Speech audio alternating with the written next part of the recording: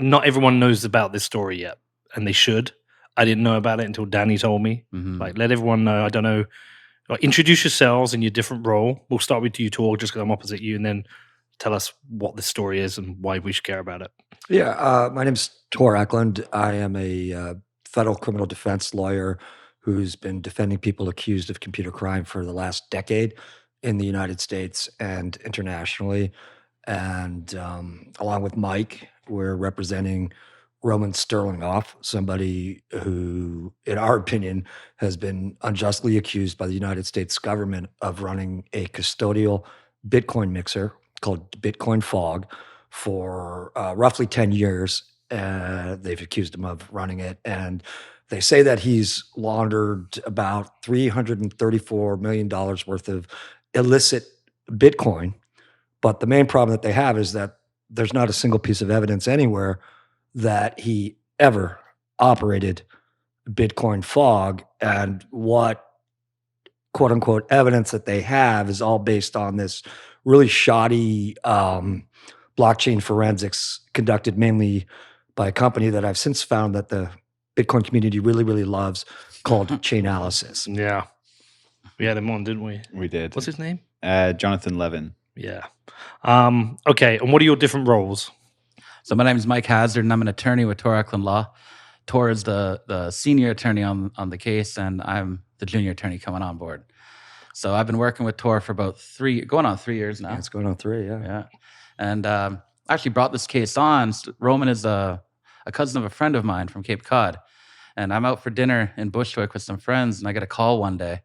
And it's my friend from Cape Cod, and it's this crazy case. He's like, my cousin, he got arrested, and we don't know what to do. They sent us a complaint. And I took a look at it, and at first I'm like, well, this is a doozy, you know? And we originally thought that, you know, the complaint looked so rock solid, of course, at first glance, as they always do. We thought we were going to go down to visit Roman and maybe talk about making a deal. So we agreed to some representation.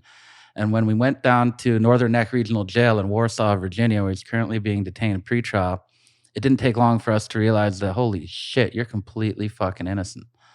And, you know, that's when it totally turned and became this huge case, because we decided that we're going to go all in and fight this tooth and nail, because you have an innocent person locked up facing life in prison. Okay. And when you say you're a federal defense lawyer, then you defend people, cases brought on by the federal government. And that might sound like a simple question. Yeah. But you're private lawyers. You're not assigned. Do they have this in the US where you'll be assigned a lawyer even if you can't afford one? Yeah, they do. They've got federal defenders. The issue with the federal defenders is that they're shit. They're just overwhelmed with their caseload. Yeah. And so Roman, we're, I think, the third set of lawyers that he had. And he had a federal defender who, like all federal defenders, was overwhelmed. And the other thing is that I just fell into computer law. Like about 10 years ago, I repped somebody who was accused of hacking. We got the conviction vacated. And since then, people have been calling me, is that it requires a sort of a special set of skills. Not like you have to be any super genius, but the example I always give on this case is when we asked the United States government for the blockchain forensics, their response was, wow, you're the first person to ask us for that. Right. Now, you'd think that would be like common sense, but like knowing to ask those kinds of questions and stuff like that is actually not easy to remember in the context of when you know, the heat of battle, so to speak. So whereas I wouldn't front myself as any computer scientist, I've learned enough over the last 10 years to know what I don't know. And fortunately now I've got a Rolodex of some really great people that when I realize, oh, I don't know anything about encryption or whatever, let me go call person X over at Johns Hopkins and they'll help me out. He needs a pro on this case. What'd you say? He needs a pro, someone experienced on this case. Yeah. This case is unique I in the sense that it's the first time that anybody's testing, challenging these kinds of blockchain forensics that have just newly emerged over the last few years at trial. Most of these cases, unfortunately, in our federal criminal system, they go to a plea.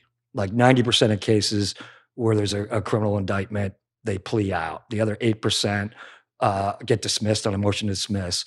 Only 2% go to trial, and of those 2%, less than 1% get an acquittal. The odds that, to my opinion, that's a rigged system, and I think it's highly problematic.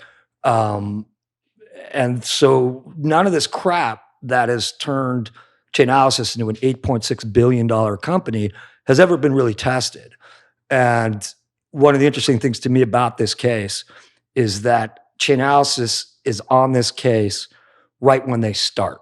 Chainalysis comes into being around October 2014. They're working on the Mt. Gox hack, and they start on this case early, I think 2015. And at the beginning of this case, they've got a market valuation of 0. And this is one of the cases that they used to turn themselves into an $8.6 billion company. But when I look at their work, I'm kind of the opinion that they're the Theranos of blockchain forensics. All right, bold statement. And just so people understand, because half the audience is not in the US, you can have state prosecutions and federal prosecutions, and this has fallen under federal law? Right. Yeah, the United States system's divided between federal and the states, and originally when America was founded, most criminal jurisdiction was supposed to be with the states, but in the 20th century, there's a big switch, and now federal prosecutions sort of dominate the space, particularly when it comes to computer crime. Right. Okay.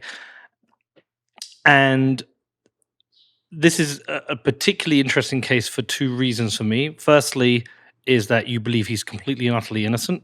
So I want to know about that. But also, even if he had operated Bitcoin fog, had he actually committed a crime in doing that himself anyway, which I think is a whole separate area of discussion.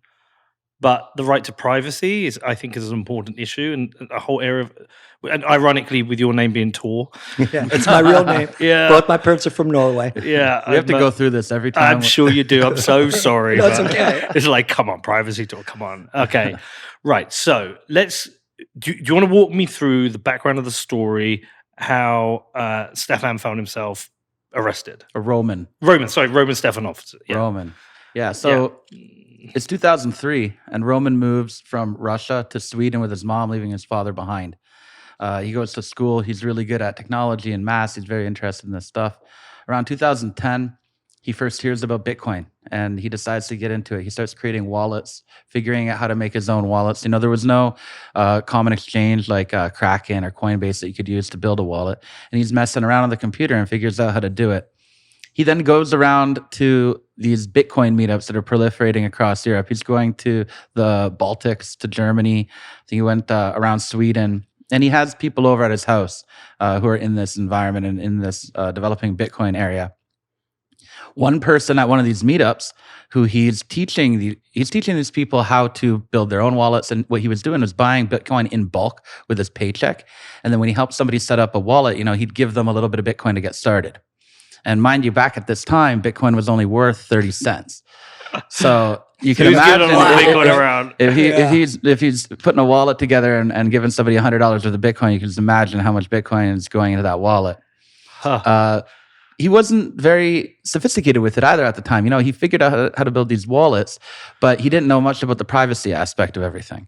When he's at one of these Bitcoin meetups in Europe, somebody advises him to use a mixer. He says that when you transfer Bitcoin from your wallet to the other person's wallet, who you may not trust, you just met them at this meetup, they can take a look at your wallet address and see how much you have in there.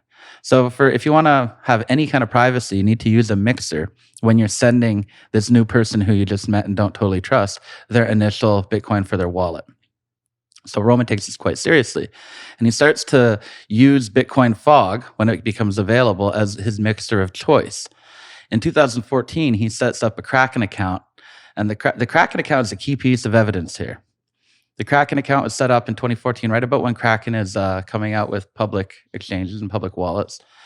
And he takes all of his money from his smaller wallets that he had offline and in different places, and he consolidates them all in his Kraken account. And when he puts the money into the Kraken account, he sends it through Bitcoin fog. And this is in 2014. Now, the government is alleging that the money that is in the Kraken account are the service fees from operating Bitcoin fog for this entire time period. And we'll get into in a little bit why the government thinks this. But if you take a look at the Kraken account, it becomes very obvious very fast that this is not the product, the Bitcoin that's in there is not the product of the Bitcoin service fee collection.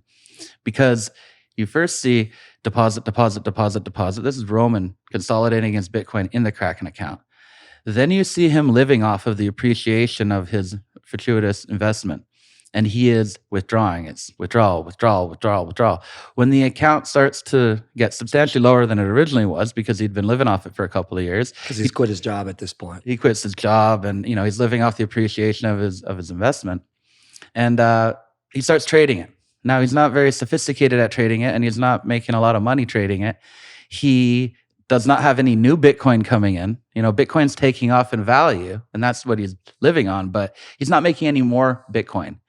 And so he decides to try his hand at a couple of different ventures. He sets up a VPN business. He tries to set up a music studio in his hometown of Gothenburg, Sweden. He even tries to do... He's an entrepreneur. He's an entrepreneur. But none of these ventures succeed. And so he gets to a point where he's like, look, I need to get a career. I need to grow up a little bit. And so he decides that he's going to become a commercial airline pilot. In fact, what I have on my wrist here is a prison bracelet that he made for me in prison, and it has acronyms affiliated with aviation on here. You have Overshoot South, Undershoot North. You have ANOS. You have ANC. And he was learning how to fly. I've also been learning how to fly with my dad up in Canada. And so we bonded over that a little bit, and he gave me this bracelet. But when he comes to the United States to begin his pilot instruction license, he flies from Moscow. Now, he was based in Barcelona at the time. He was a bit of a digital nomad. He was traveling all around Europe. And at the time, in 2021, the US had a restriction on arrivals from the Schengen zone. So he couldn't fly from Spain to attend his aviation training in California. And so he goes to Moscow, where Russia was not covered by this ban during COVID. He does his 2-week quarantine, and then he hops on a flight to LAX. He lands at LAX, and much to his surprise, the FBI comes on board and arrests him. This is 2021. April 2021. They take him to the airport, and from there on, he's in federal custody. So it's really interesting that 7 years ago they will look at these mixers, and they still got open live cases looking to arrest who they think operates them, and that they also had him as a target ready for the moment he came into the US. Mm-hmm. That's, I think, a fascinating thing about this case. Yeah. I think what they did is they rolled the dice. They had this 7-year-long, multi-million-dollar investigation. At one point, I think in 2017, he was down here in Miami with his girlfriend, and they put him under physical surveillance. They put him under wiretap, and they did what's called a pen trap, where they basically capture all your internet signal traffic. There's not a single piece of evidence there of him ever operating Bitcoin fog. And then when they arrested him at the airport, they arrested him. He had, I think, 3 laptops, multiple Raspberry Pis. He had a bag full of all his thumb drives he'd ever had in his life, handwritten notes with all his backup codes to all his accounts.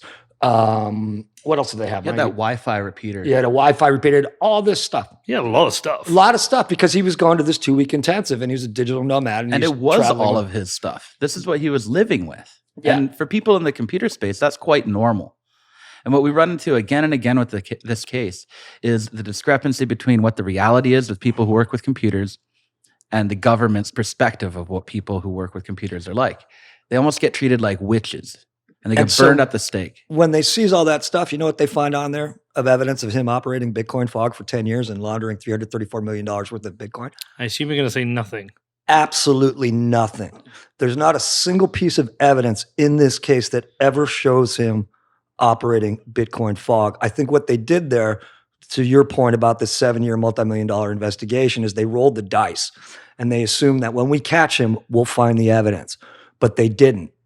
But they didn't let this go. They also, that Mike mentioned, his VPN business that Roman started, he had Romanian servers. And so you can see the government's all excited. We're going to get these Romanian servers. We're going to seize the Romanian servers. And these are going to be the servers for Bitcoin fog. So they seized the Romanian servers. You know what they find on the Romanian servers of evidence of him operating Bitcoin fog? Nothing. Absolutely fucking nothing, right? You think that they would let go, but they don't, because they've got too much staked in terms of their careers here. There's too much money involved. They've been talking to the press for years about this. There's actually a book by Andy Greenberg called Tracers in the Dark that you can look up, all the prosecutors and everybody involved in this case in the index. I have never had a case in 10 years where I could read about my case. My cases have been in books before, but I've never read about one of my cases before it went to trial. I've never had a book that I could pick up and find out things about the case from the book that the prosecution hasn't disclosed. This case is so fucked up, like with weird shit like that all over the place. It blows my mind.